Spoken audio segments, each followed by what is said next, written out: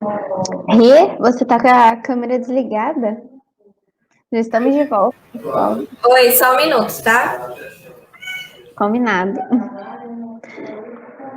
Eu vou só adicionando aqui a apresentação.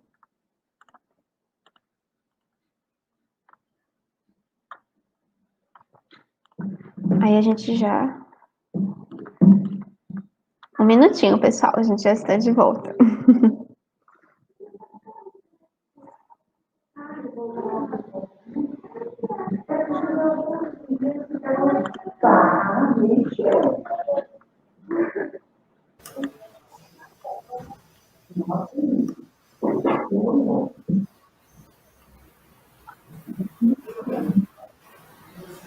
Tudo certinho? Podemos continuar? Então vamos lá, pessoal. Agora a gente vai começar uma base teórica referente ao modelo que escolhemos para apresentar para vocês. Regressão logística é um modelo muito utilizado e muito importante para prever certas condições, por exemplo, como a gente apresentou um diagnóstico, ele vai prever se é maligno ou benigno um tumor. E aí a gente vai dar continuidade, dando essa base teórica para irmos para a aplicação, tá bom? Lembrando que a gente está dando uma introdução e essa aplicação, peguem, estudem ela depois e apliquem em outras bases de dados. Temos diversos lugares como o Kaggle, o CI Repository, o próprio governo tem diversos sites, como o próprio BGE, que tem bases que dá para você aplicar e treinar tudo que a gente ensinar aqui hoje. Então, aproveitem, tá bom? É com você, Rê. Tá. Então, focando um pouco mais no que a gente vai de fato trabalhar, que é para a nossa aplicação, né? Que a gente vai trabalhar hoje com o banco de dados, conjunto de dados, para resolver uma tarefa de classificação, né?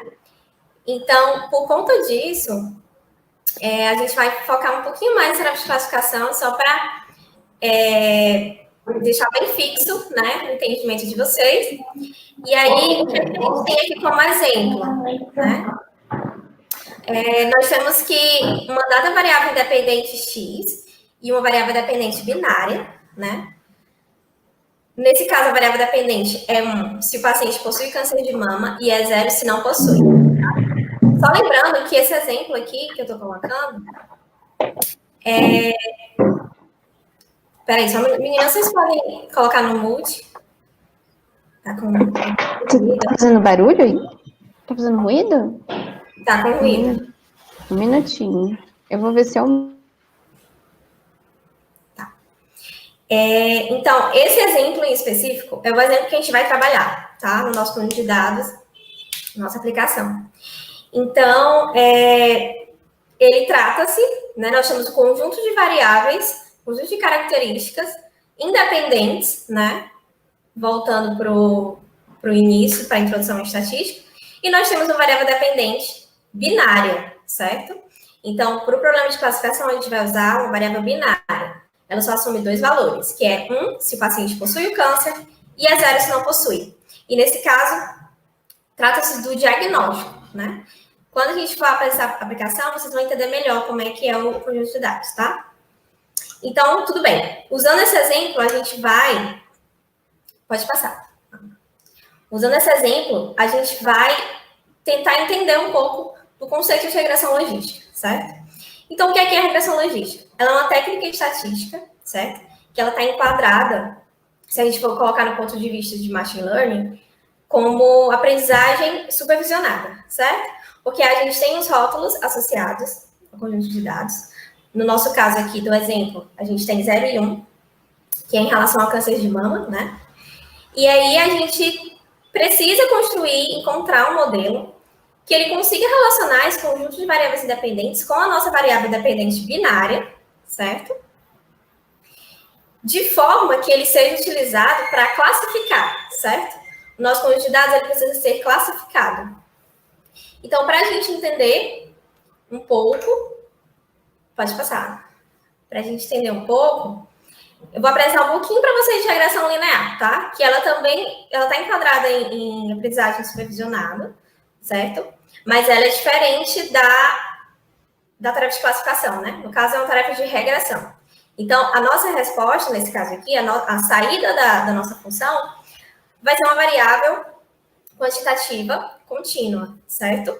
Que pode assumir qualquer valor. Então, nesse gráfico, por exemplo, a gente consegue ver que a nossa reta está passando aqui, né? E ela pode assumir valores negativos. A gente vê que ela está indo em direção a valores negativos, né? E o nosso problema é 0 e 1. Então, como é que a gente faria utilizando a regressão linear, né? Se a gente não tem essa maneira de limitar os resultados, porque a regressão linear ela pode assumir qualquer valor, né? A função ela pode assumir qualquer valor.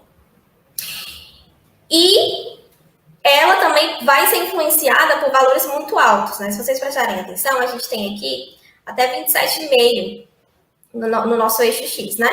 Então, se a gente tivesse um valor muito alto, né? Muito discrepante desse daqui, a nossa reta ela seria modificada, ela seria influenciada por esse valor.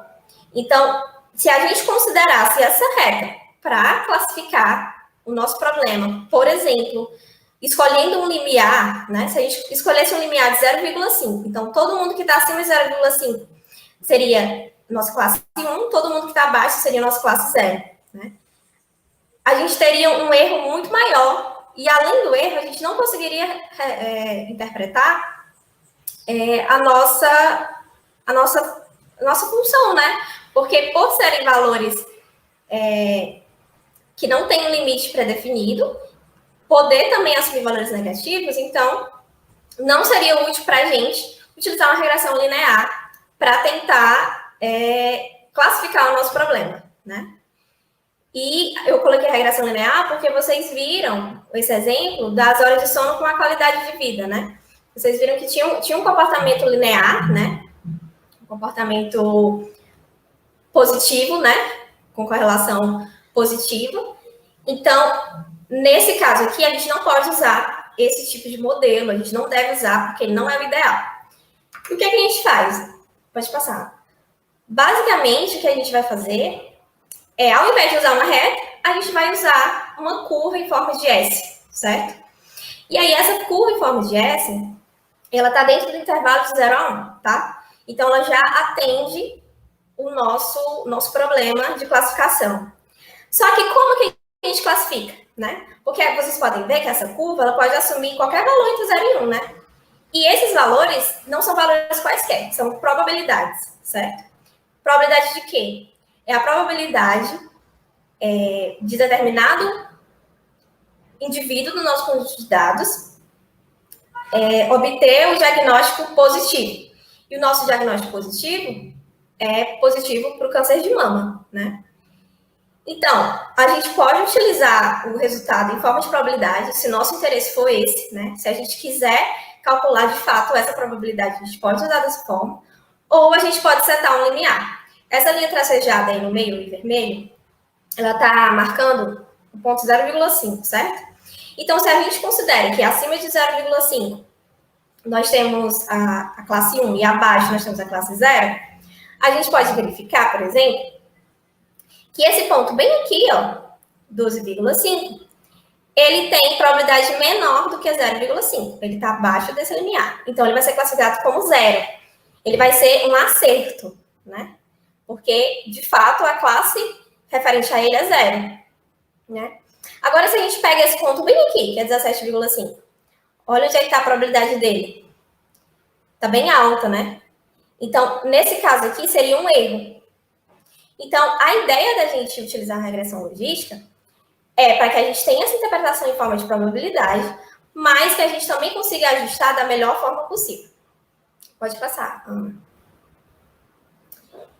E aí, mais na frente, eu vou explicar para vocês essa forma de ajuste, né?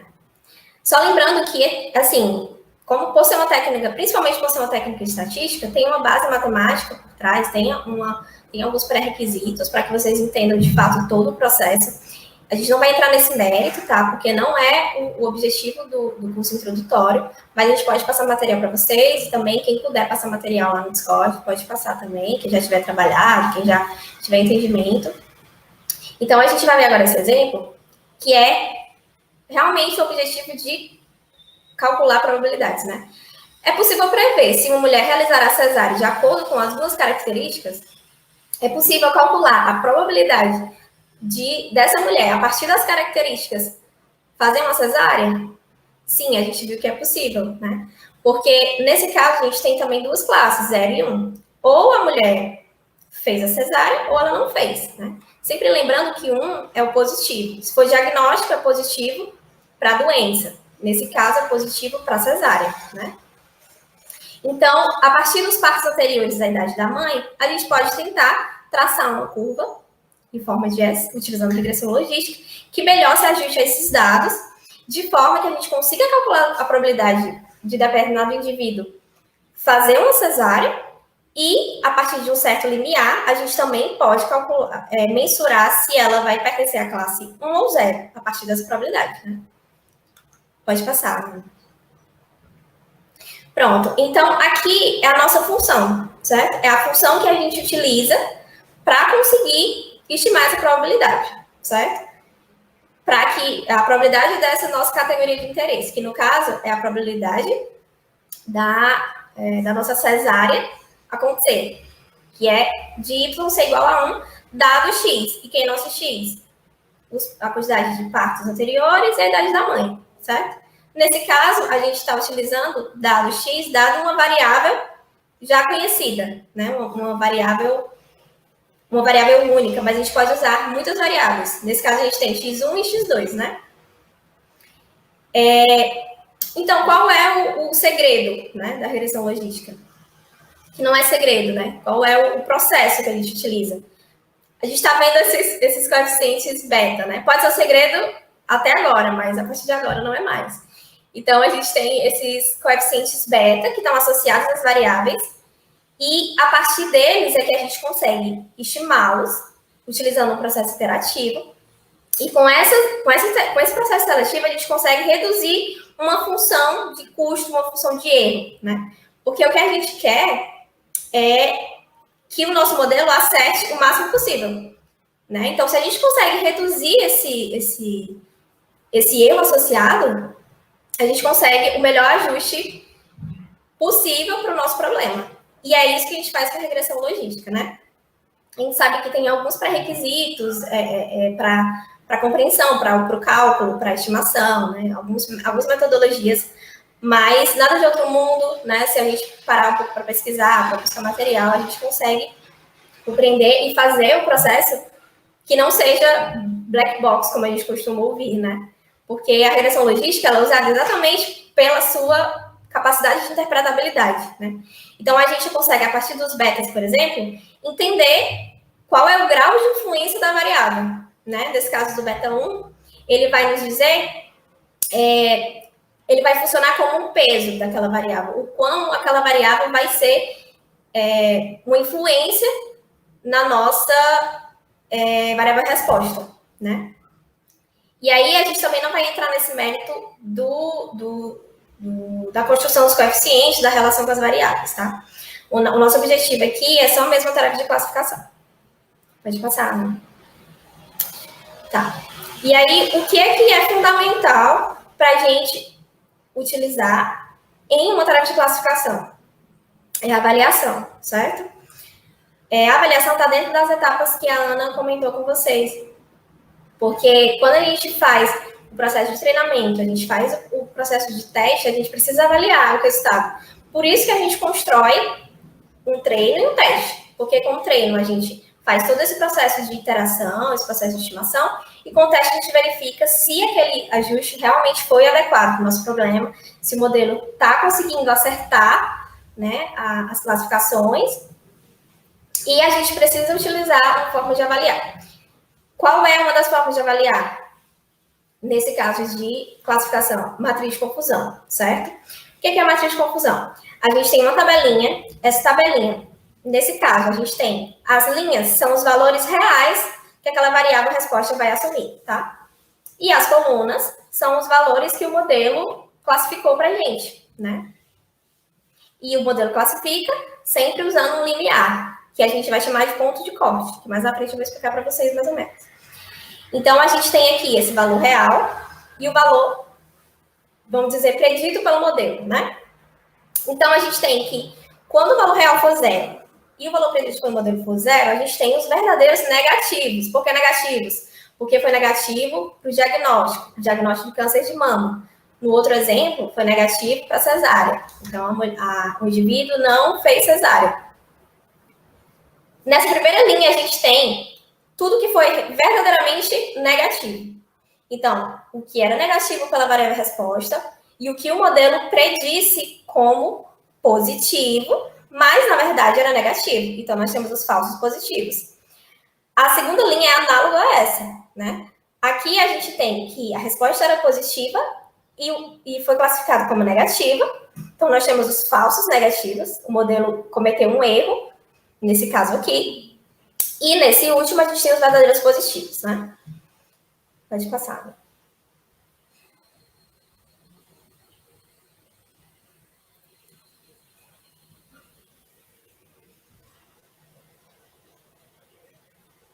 Só um minutinho, gente.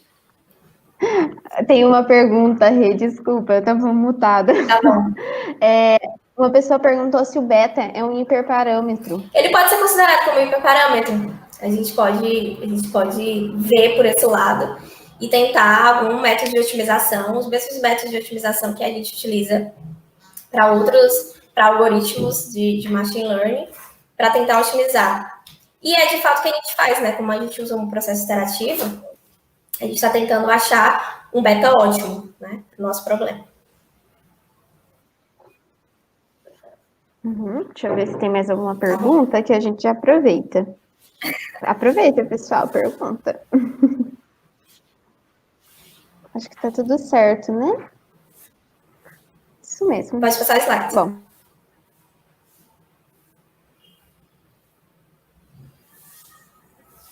Pronto. Visto o que é uma matriz de confusão, a gente tem apenas os valores, as contagens relacionadas à nossa variável categórica e à nossa variável que foi classificada pelo modelo, né? Então, agora a gente precisa de métricas, né? Como é que a gente mede? Como a gente sabe que o resultado foi positivo? Como a gente sabe que foi favorável, foi adequado? Nós temos um conjunto de métricas que servem para isso, certo? Aqui são só algumas delas, tem muitas outras que a gente pode utilizar. Mas a gente selecionou esses aqui para vocês. Então, a gente tem a sensibilidade. O que é a sensibilidade, certo? Se a gente observar, é uma proporção, né? Todas elas são proporções. O que é que a gente faz ali na sensibilidade? A gente pega os verdadeiros positivos e divide pelos verdadeiros positivos mais os falsos negativos. O que é que a gente fez? A gente pegou tudo que o modelo classificou como positivo e dividiu pelo total de positivos do conjunto de dados, independente de serem verdadeiros ou falsos, né? Porque nesse caso aqui, a gente colocou os falsos negativos são os que são positivos no conjunto de dados, mas que o modelo classificou de forma errada, né? O modelo classificou como zero, mas na verdade deveria ser positivo. Então, o que a gente está fazendo é dividindo pelo total de positivos, certo? Ou seja, é uma taxa de acertos positivos, certo? Quem é a especificidade? É a mesma coisa, só que para o negativo. Se a gente for observar, a gente pega os verdadeiros negativos, divide pelos verdadeiros negativos mais os falsos positivos. Ou seja, é a primeira linha. A primeira linha é referente à quantidade de negativos verdadeiros no nosso conjunto de dados, certo? Então, a gente está querendo observar de todos os casos negativos, quantos o modelo acertou, né? E é para tentar avaliar a taxa de acerto separadamente, certo? Porque a gente pode avaliar a taxa de acerto geral, que seria a soma do verdadeiro negativo mais o verdadeiro positivo, que é dessa diagonal aqui dos verdinhos, e dividir pela soma de todo mundo, que isso é uma taxa de acerto geral. Mas nesse caso, a gente quer saber para cada classe, separadamente. E aí, o que é o VPP e o que é o VPN? São os valores de predição, certo? Eles são semelhantes na sensibilidade e especificidade. Só que a diferença é porque agora eu estou pegando, por exemplo, para o VPP, eu estou pegando o verdadeiro positivo e estou dividindo pelo total de positivos preditos pelo modelo, classificados pelo modelo, que quer dizer que são os verdadeiros e são também aqueles que o modelo classificou como verdadeiros, mas que na verdade eram falsos, que são os falsos positivos, né? Então, aqui a gente quer avaliar, em relação a tudo que o modelo classifica como positivo, o quanto é de acerto, né?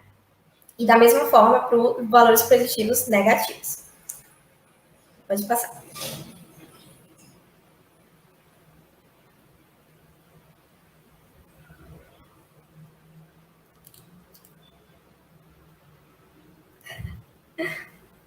Pronto. Então, voltando para aquele assunto de limiar, de ponto de corte, né? Que a gente vai chamar mais de ponto de corte aqui. Tudo bem, a gente pode definir um ponto de corte arbitrariamente. A gente definiu naquele momento como 0,5. Só que eu vou mostrar uma coisa para vocês. Volta lá, Ana, no gráfico da curva da logística. Vou mostrar para vocês o que é que pode acontecer se esse limiar subir um pouquinho. Ou se ele subir muito, tá? Imagina que esse limiar aqui não é mais 0,5, é 0,8. Certo? Ele está bem aqui em cima. Os valores que estão classificados como zero, o acerto deles vai ser maior. Porque agora eu tenho um limiar maior. Então, esse cara que está bem aqui, ele provavelmente vai ser classificado corretamente, né? Porque ele está aqui próximo de 0,8. Eu acho que ele é um pouco maior, então ele continua sendo erro. Mas os valores que estão antes dele, agora eles vão ser classificados corretamente. E antes eles seriam classificados erroneamente com esse limiar de 0,5, né? Então, vocês podem perceber que conforme a gente altera esse ponto de corte, a gente também altera o resultado, né, a assertividade do nosso modelo. Mas, em contrapartida, se a gente diminui esse limiar, né, o que é que vai acontecer com esse limiar se a gente diminui? Vou botar bem aqui, do 0,2, né? Todos esses vão estar errados, né? Mas, em contrapartida, os pontos classificados como os pontos que são pertencentes à classe 1, eles vão ter maiores acertos, né? Então, a gente percebe que quanto maior a gente aumenta o ponto de corte, mais classes 0 a gente acerta. Quanto menor esse ponto de corte, mais classe 1 a gente acerta, né? Então, a gente nota que a sensibilidade e a especificidade, que foi o que a gente mostrou ali para vocês, são inversamente proporcionais. Porque se eu aumento o ponto de corte, eu diminuo a sensibilidade. Se eu reduzo o ponto de corte, eu aumento a sensibilidade. E, contrapartida, eu diminuo a especificidade, né? Que cada uma está relacionada com verdadeiros positivos e verdadeiros negativos. Então, a gente precisa ter cuidado com essa escolha, tá? Pode botar lá na curva ROC. Como é que a gente tem esse cuidado com a escolha? Qual a melhor maneira de escolher esse ponto de corte? A gente tem uma forma de fazer isso, que é usando a curva ROC, tá? Se a sensibilidade é inversamente proporcional à especificidade, então a gente pode tentar encontrar um equilíbrio, né? A gente pode tentar maximizar a sensibilidade e minimizar menos a especificidade. Porque quando a gente faz isso, a gente consegue maximizar as duas métricas, né? Se a gente minimiza menos a especificidade, a gente está maximizando. E aí a gente consegue um equilíbrio, um ponto de corte que equilibra as duas métricas e consegue maximizá-las ao mesmo tempo, né? À medida do possível. Então, a gente considera esse ponto de corte como o ideal. E aí, a gente vê aqui no gráfico que se o ponto de corte estiver bem aqui em cima, bem na parte superior aqui do gráfico, a sensibilidade vai ser máxima. E menos a especificidade vai ser mínima. O que significa que a gente conseguiu o objetivo de maximizar ambas as métricas, né? Então, esse é o nosso ideal. Dificilmente a gente vai encontrar o ideal na prática, mas quanto maior a área sobre a curva em relação a esse ponto, né? Se essa reta está bem aqui, eu tenho uma área sobre a curva menor do que se ela estivesse bem aqui, né? Então, a gente consegue avaliar o ajuste a partir da área sobre a curva e a gente consegue também encontrar um ponto de corte ideal a partir dessa forma aqui de ajuste, né? Desse processo. Isso vai ser interessante para a nossa aplicação, porque a gente vai ver isso aqui na prática também. Pode passar. E agora é o momento do nosso Kahoot.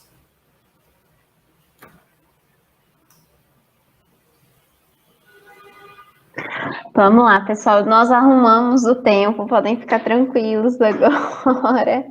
Vai dar tudo certo. Calma aí, só tô entrando aqui. Regressão logística, preparados?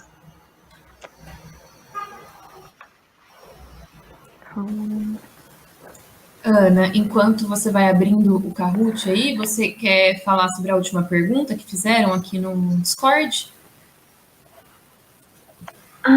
Você lê para Rê enquanto eu vou arrumando aqui? Você me ajuda. Só tô ligando aqui. Deixa eu abrir aqui.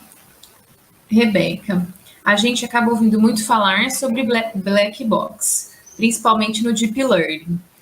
Mas, de fato, isso é algo inerente ao método ou pode ser uma falta de entendimento do analista a respeito de como o modelo está funcionando, está estruturado? Ou falta de conhecimento a respeito dos dados? Assim, eu vou te dizer que essa questão do black box é uma questão bem discutida, né? Nesse meio de machine learning, de inteligência artificial. E, de fato, assim, muito por falta de entendimento de como o processo é feito, mas também porque, vamos comparar agora as duas metodologias, né? Se a gente tem uma rede neural, a gente tem uma regressão logística, a regressão logística a gente consegue calcular a probabilidade, a gente consegue tirar uma interpretação a partir dos coeficientes, né, do beta. Então, a gente tem uma interpretabilidade ali que envolve o nosso conjunto de dados.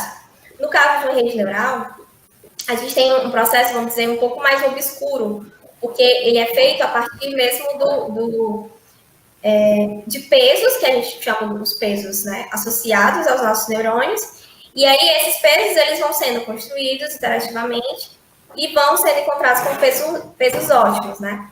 Mas a rede neural, ela não tem a mesma interpretação, né? Se a gente pegar, por exemplo, uma rede neural de Deep Learning, com milhares de camadas, uma rede neural profunda, né, convolucional, a gente não vai conseguir interpretar da forma como a gente consegue interpretar um modelo de regressão logística, né? E essa complexidade que envolve a rede neural é que determina que ela seja considerada um método black box, né? Que é um método que, de fato, é obscuro, porque a gente não consegue extrair essa mesma compreensão que a gente consegue, por exemplo, numa regressão logística, numa árvore de decisão, né? E eu acredito que é muito devido a isso, né? Mas existe uma discussão muito ampla envolvendo essa questão. Olha, tem outra pergunta agora, Rê. Peraí, um minutinho, enquanto o pessoal vai entrando.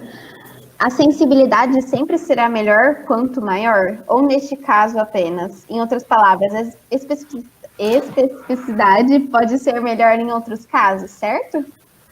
Pode sim, né? Por isso que a gente tenta encontrar um ponto de corte que maximize as duas em equilíbrio.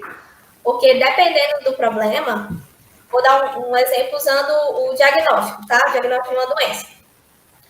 Se o paciente tem câncer, né? O paciente de fato está doente, ele faz o exame, ele faz ele passa pelo processo da classificação e o modelo classifica ele como saudável, né?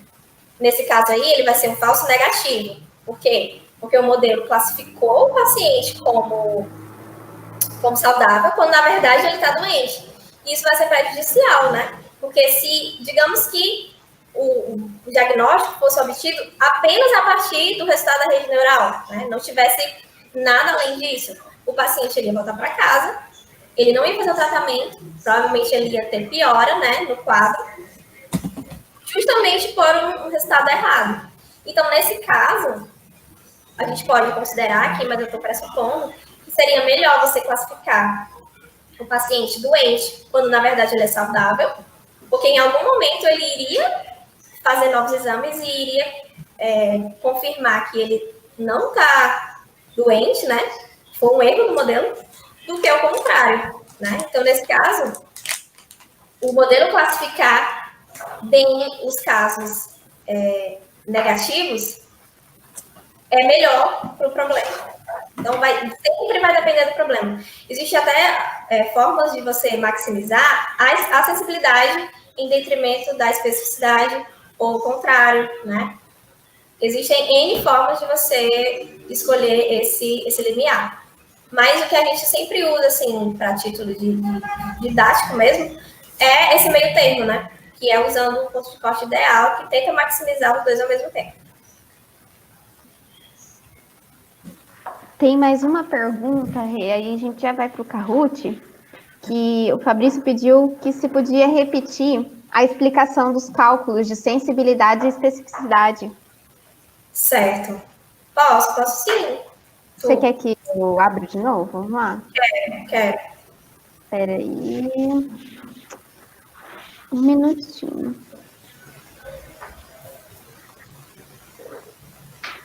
Aqui.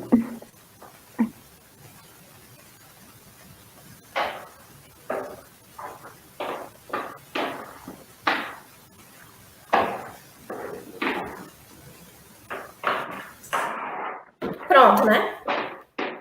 Tá. Como é que a gente calcula a sensibilidade, certo? A gente pega a quantidade de verdadeiros positivos, tá? Que é quando o modelo classifica o indivíduo com a classe 1 e, de fato, a classe é 1, ou seja, foi um acerto positivo. E a gente divide pelos verdadeiros positivos mais os falsos negativos, que é a soma dessa linha, certo? A gente sabe que a linha são os verdadeiros, tá? Valor real. E a coluna são os preditos, tá? Que é o valor classificado pelo modelo.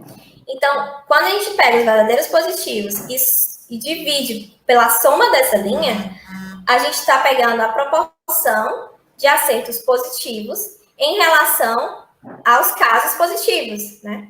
É uma taxa de acerto positivo, vamos dizer assim, né? E da mesma forma a especificidade, a gente tem o valor de verdadeiros negativos e a gente divide pela soma dessa primeira linha, né? Essa primeira linha é a quantidade de casos negativos. Então, a gente tem a proporção de negativos em relação aos casos negativos. Deu para entender? Vamos ver se ele responde para qualquer coisa a gente focar mais, né?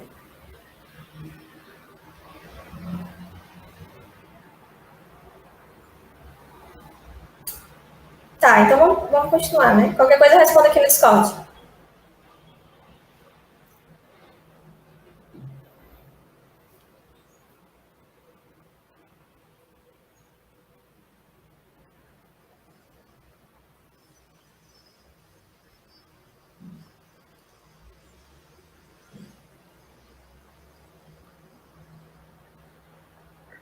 Ai, pessoal, desculpa, eu tô com muito ruído aqui.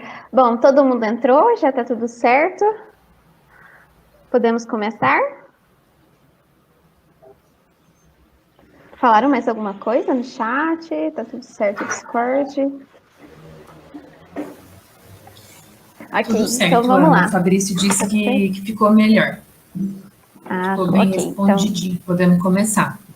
Podemos começar, todo mundo entrou? Beleza, vamos lá. Deixa eu só colocar a musiquinha para dar emoção. Vamos lá, regressão logística, pessoal. Primeira pergunta.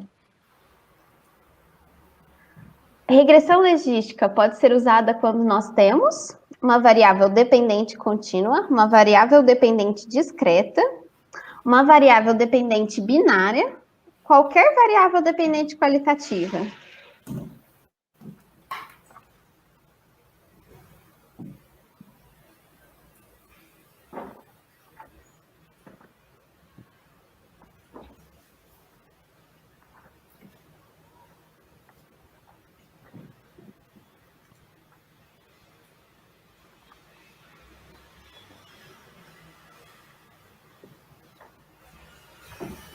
Ó, agora tem que dar tempo, hein, de responder todo mundo.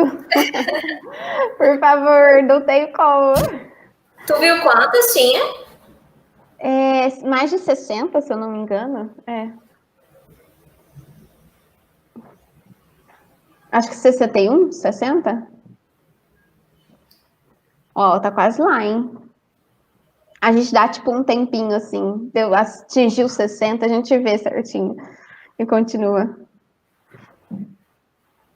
Aí, ó, deu 61. Acho que todo mundo respondeu, né? Se parar, aí teve mais um. 62.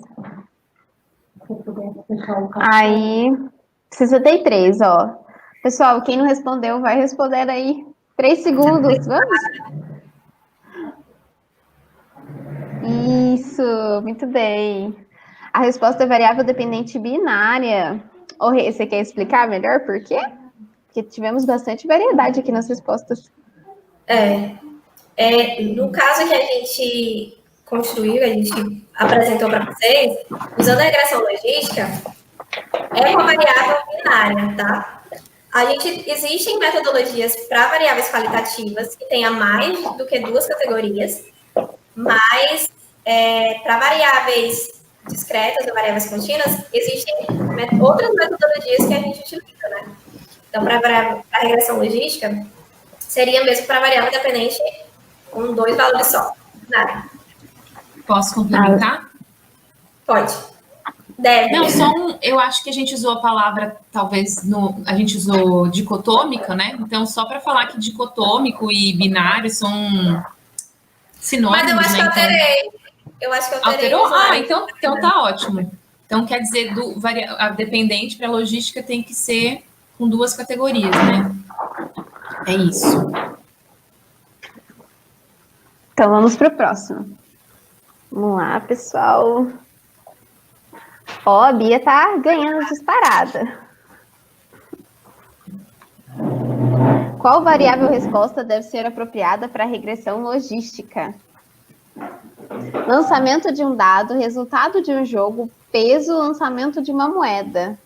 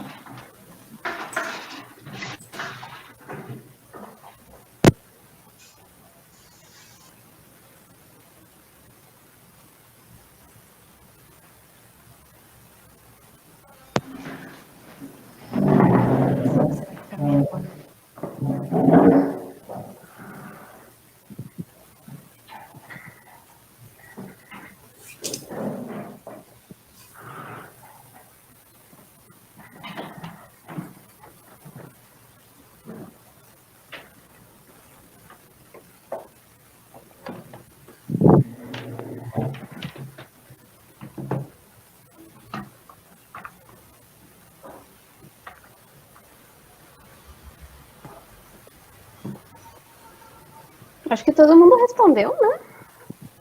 Podemos continuar?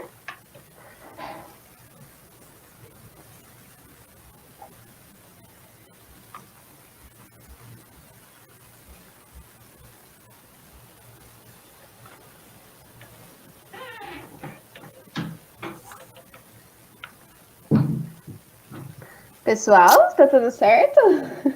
Tudo certo. Todo mundo respondeu. Aí, qual é a variável resposta deve ser apropriada para a regressão logística, lançamento de uma moeda? Porque, como a questão anterior, tem que ser dicotômico, né? Binário.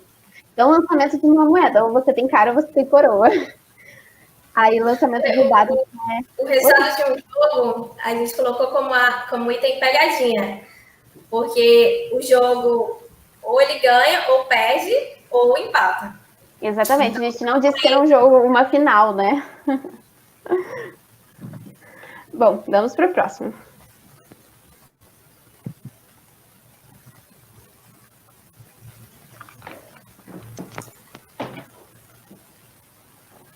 Muito bem, Rai. Ó, todo mundo subiu. José Vinícius, Rai. Que legal. Eu não vale, né? A última, vai. Qual métrica pode ser usada para avaliar o modelo de classificação? Desvio padrão, quartis, média ou acurácia?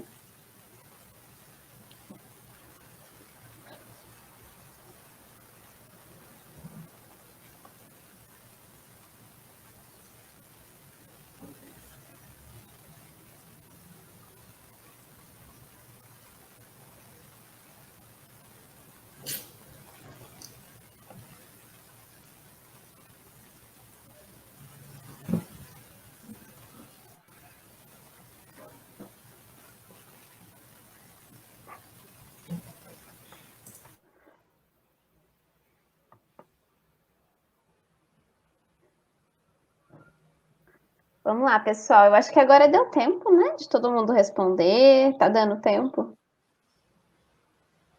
Eu acho que agora foi. A gente conseguiu o tempo ótimo. Ai, que bom. Aprendizagem por reforço, né? Exatamente.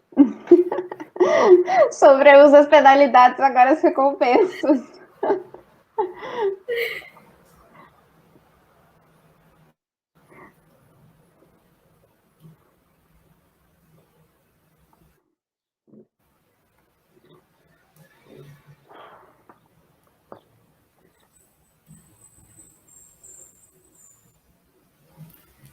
Ó, nossa, gente, parabéns, pessoal. Acurácia, 41 pessoas acertaram. Pessoal, a gente falou agora há pouco de acurácia. Rei, explica melhor por que acurácia e não o desvio padrão, que teve mais Estamos muito participantes. orgulhosos. Desvio padrão, média, quartis, né? Eles são utilizados para variáveis quantitativas, né? Então, nesse caso, a gente tem uma variável binária, que é a variável categórica, que possui duas categorias. Então, não se aplica essas outras métricas. Então, a gente precisa utilizar a acurácia, que é a taxa de acerto, que é aquela, lembrando daquela nossa matriz, é a soma dos verdadeiros, positivos e negativos, sobre a soma de todos os valores, que é o tamanho do nosso conjunto de dados, né? Muito bem, pessoal, essa foi a última. Vamos ver o pódio da regressão logística. Meninas, sintam orgulho do pessoal, vamos ver. Elsap, Igor e, em primeiro lugar,